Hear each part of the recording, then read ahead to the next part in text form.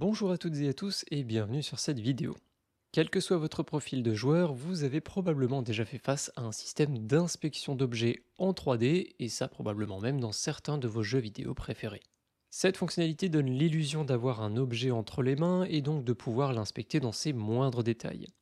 Si dans un jeu comme Counter-Strike ou Valorant, ça n'a pas spécialement d'intérêt autre que d'apprécier le moindre pixel de son arme, eh bien dans un jeu comme Resident Evil par exemple, l'inspection d'objets peut vous donner des indices sur la direction à suivre, ou même parfois vous permettre de récupérer un autre objet caché dans le précédent. Exemple sur Resident Evil 2 Remake, on trouve un sceptre et en l'inspectant on peut découvrir qu'il renferme en réalité un autre objet, une pierre précieuse qu'on va donc pouvoir retirer et utiliser à un autre moment un peu plus tard dans le jeu. Après une petite recherche, je me suis rendu compte qu'il existait déjà pas mal d'assets qui vous permettent de mettre en place un système d'inspection semblable sur Unity. Mais toutes ces assets sont payantes alors qu'en réalité le système derrière est vraiment hyper simple. Je vous propose donc aujourd'hui de mettre en place un système d'inspection d'objets sur Unity, gratuit, tel que celui que vous voyez à l'écran, et vous allez ensuite pouvoir l'étendre assez facilement pour pouvoir l'adapter à votre projet et votre type de jeu.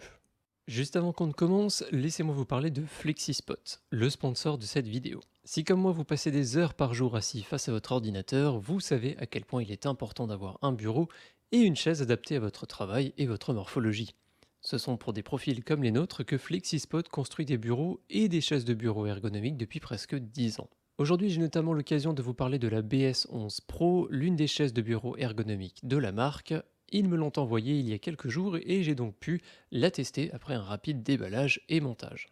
Elle est dotée de tout ce qu'on peut attendre d'une chaise ergonomique, réglage en hauteur bien sûr, mais également de l'inclinaison du dossier et de la profondeur de l'assise.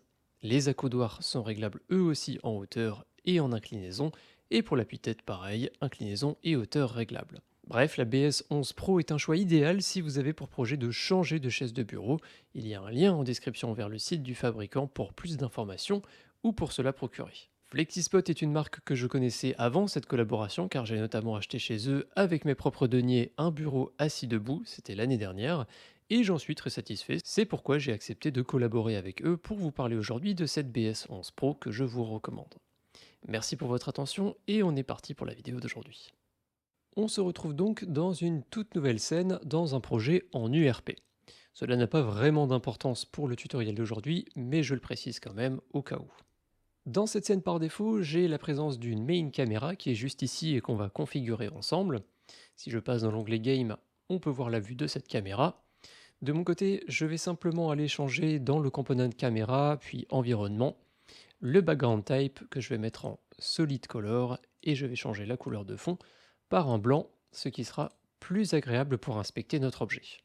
On va ensuite pouvoir intégrer notre objet à inspecter dans la scène, donc je vais revenir dans l'onglet scène. J'ai téléchargé un petit pack d'objets, je vais réutiliser exactement le même exemple que j'ai utilisé dans l'introduction avec l'inspection de cette hache que vous avez ici.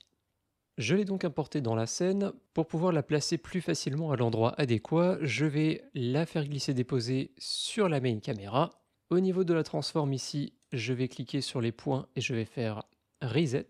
Puis je vais passer en vue Game et je vais simplement déplacer un peu cet objet sur l'axe Z afin de le voir apparaître sur la vue de ma caméra. Et ensuite je vais adapter un petit peu les différentes positions pour que l'objet apparaisse bien devant.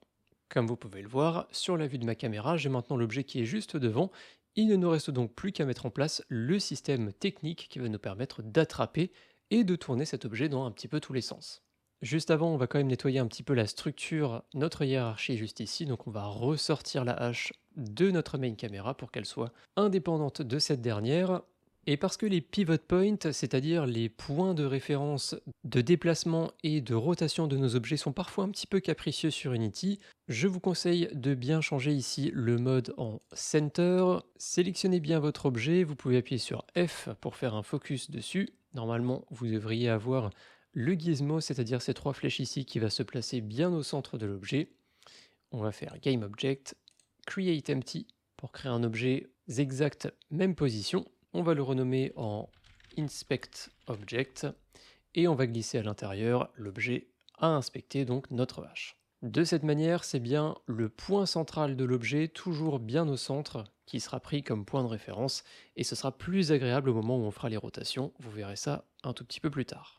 Allez, on s'attaque maintenant à la partie technique. Je vais aller sur ma caméra, je vais ajouter un script que je vais appeler inspect system. On va le créer et on va directement l'ouvrir. Dans ce nouveau script, on n'aura besoin que de la void update dans un premier temps. On peut enlever les systèmes collections également. Et on va commencer par créer quelques variables. Tout d'abord, il nous faut une référence à l'objet qu'on souhaite évidemment inspecter. On va donc créer une transform object to inspect. Cet objet à inspecter, on va pouvoir lui appliquer des rotations, on va le faire tourner sur lui-même, donc il faut aussi qu'on sache à quelle vitesse on va effectuer ces rotations. Donc par défaut, on va créer une float rotation speed que j'ai mis dans mon exemple à 100 unités par défaut et je vous recommande de faire de même. Et dans les grandes lignes, le système va être en fait assez simple. On va prendre la position de la souris au moment où on a cliqué pour prendre l'objet et commencer la rotation.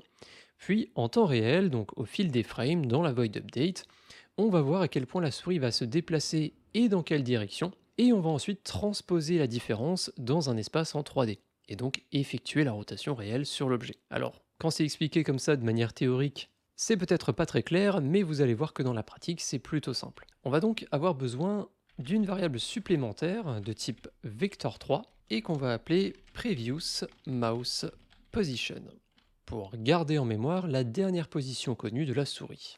Dans la void update, on va dire que lorsqu'on appuie sur le bouton gauche de la souris, et non pas quand on maintient le clic gauche, c'est très important à noter, on va y revenir dans un instant, eh bien on va dire que la dernière position connue de la souris où on a en fait commencé à effectuer la rotation, l'inspection de l'objet, eh bien c'est la position actuelle de la souris.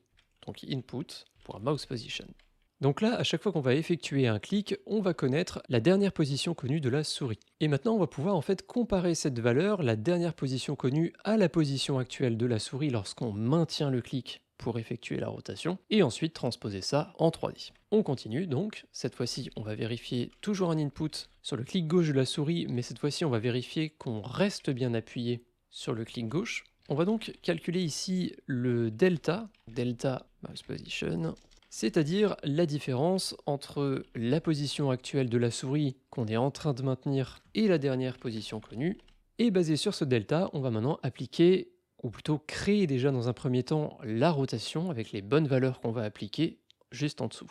La rotation, elle va être effectuée sur deux axes, X et Y, que vous connaissez déjà. Donc pour la rotation X, attention, ça va peut-être porter un petit peu à confusion, on va se baser sur l'attribut Y du delta, parce que effectivement, pour la rotation X, c'est donc la rotation horizontale. Donc si on se met au-dessus d'un objet et qu'on va le tourner dans le sens des aiguilles d'une montre ou dans le sens inverse, eh bien c'est bien l'axe Y qui va être modifié. Donc ça peut porter un peu à confusion parce que c'est ce qu'on va appliquer à l'axe X, mais il est calculé via l'axe Y. Et ce sera l'inverse pour l'axe juste après. On va multiplier ça par rotation speed, qu'on a défini un petit peu plus tôt, et évidemment time.delta time pour pouvoir effectuer la rotation au fil du temps. On va ensuite calculer la rotation Y un petit peu de la même manière, à la différence que ici, on va prendre le delta X, mais de manière négative. Pourquoi? Parce que ça va nous permettre d'avoir un mouvement plus naturel. Sinon, lorsqu'on va effectuer la rotation sur l'axe Y, la rotation va être inversée. C'est-à-dire que lorsqu'on va lever la souris, au lieu d'avoir l'objet qui va basculer en arrière en quelque sorte, eh bien il va basculer en avant. Si jamais vous n'arrivez pas trop à vous imaginer pourquoi est-ce qu'on utilise ce moins, eh bien une fois que le script sera terminé, je vous inviterai tout simplement à tester en laissant la valeur positive et vous comprendrez très vite de quoi je veux parler. Et de la même manière, on multiplie par rotation speed et par time.delta time. On a maintenant calculé nos rotations, il ne nous reste plus qu'à les appliquer. Pour ça, on va créer une variable de type quaternion, qu'on peut appeler rotation. Les rotations sont gérées par ce qu'on appelle des quaternions. Je ne vais pas trop m'engouffrer dans le sujet aujourd'hui parce que c'est assez vaste, mais gardez à l'esprit que les rotations, malgré leurs axes X, Y et Z qui sont les plus connus, eh bien elles sont un petit peu plus complètes et donc ce ne sont pas des vecteurs 3 mais bien des quaternions. Et on va donc utiliser quaternion.euler pour créer la vraie rotation sous forme de quaternion basée sur ce qu'on a calculé. Donc pour l'axe X, ce sera rotation X, pour l'axe Y, rotation Y, et l'axe Z n'est pas concerné dans l'environnement dans lequel on va inspecter notre objet. On peut donc simplement mettre 0. Et maintenant qu'on a notre rotation, il ne nous reste plus qu'à l'appliquer. Donc object to inspect.rotation va être égal à rotation multiplié par sa rotation actuelle. Object to inspect.rotation. Et évidemment, au fil du temps, parce que là, on va maintenir le clic gauche en permanence, il faut, après chaque frame, qu'on mette à jour notre previous mouse position par la position actuelle de notre souris. Un petit peu comme on l'a fait ici, sauf que là, c'était avant le déplacement, et là, c'est après le déplacement. Vous pouvez sauvegarder ce script, et normalement, on devrait avoir déjà traité tous les cas. On peut donc revenir sur Unity. Sur ce script qu'on a ajouté sur notre caméra ici, on a juste à glisser l'objet à inspecter et on va pouvoir appuyer sur Play. Si je déplace ma souris sans maintenir le clic gauche, il ne se passe rien, mais si je maintiens le clic gauche et que je déplace vers la droite, vers la gauche, vers en haut ou vers le bas, on peut voir que ça y est, j'ai bien mon objet qui va effectuer des rotations et je vais pouvoir l'inspecter sous tous ces angles. Ça fonctionne évidemment avec tout type d'objet, et ce système qu'on a mis en place, qui est très simple, va pouvoir être étendu très facilement. Je vous montre un exemple à l'écran avec une intégration pour un personnage à la première personne. Je peux donc m'approcher d'un objet, j'ai un message à l'écran, j'appuie sur un bouton et vous allez voir l'objet apparaître devant le personnage. On va flouter un petit peu l'arrière pour vraiment pouvoir se concentrer sur l'objet. Et cet objet, je vais maintenant pouvoir lui effectuer des rotations dans tous les sens que je veux. Et quand j'ai terminé, j'appuie sur échappe, l'objet est reposé et je reprends le contrôle de mon personnage.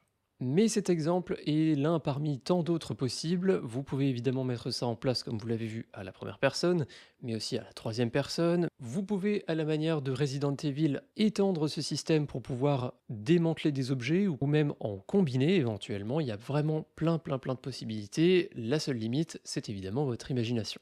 Je vous remercie donc d'avoir suivi cette vidéo jusqu'à la fin. Si vous l'avez appréciée, n'oubliez pas le pouce en l'air et n'oubliez pas de vous abonner si ce n'est pas déjà fait.